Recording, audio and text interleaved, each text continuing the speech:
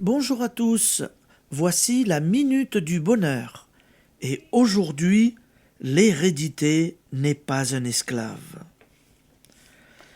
Le passé pèse si lourdement sur tant de destinées que nous voulons vous aider à vous tirer de ces vieilles griffes. Votre passé et même celui des autres, car si notre propre passé ne suffisait pas à nous faire douter de nous-mêmes et de la vie, il nous faut encore nous encombrer de celui de nos ascendants. Vous connaissez tous des hommes et des femmes qui attendent le cancer parce qu'il y a eu des cancéreux dans leur famille, ou la mort subite parce que leur père est mort subitement.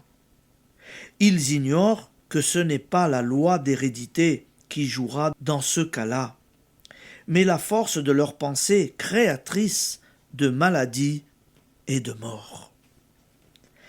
À peine un enfant est-il né qu'on décrète qu'il ressemble à un tel aïeul ou à une telle tante, conditionnant ainsi son caractère, statuant d'avance de ses chances pour l'avenir, pour l'influence qu'exercent sur un être éminent, réceptif, les fées ou les sorciers penchés sur son berceau. Sorciers innocents, qui n'en sont pas moins néfastes.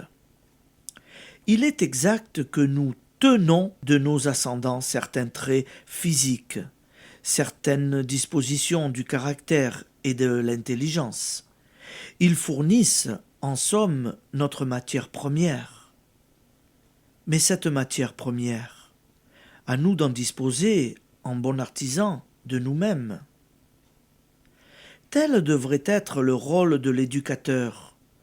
Pendant la première enfance, au lieu de considérer comme fatale l'évolution de ses conditions natives, jusqu'en leurs pires conséquences.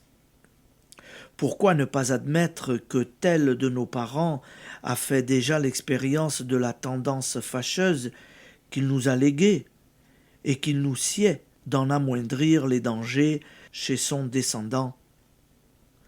Au lieu de dire de l'enfant rageur, c'est bien son père, ou de tenir pour acquis son mauvais caractère.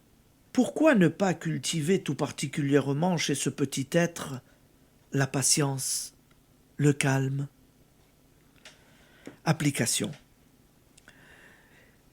Si on affirme autour de vous que vous êtes doué de l'indolence de tel aïeul, donc vous ne réussirez pas dans la vie. De l'art qu'avait tel autre de se faire des ennemis, donc vous ne serez pas aimé. Refusez énergiquement de vous laisser ainsi écraser sous le poids d'un passé qui n'est pas le vôtre. Cultivez-vous les qualités diamétralement opposées aux défauts qu'on veut vous infliger. Merci et bonne journée à tous. À demain.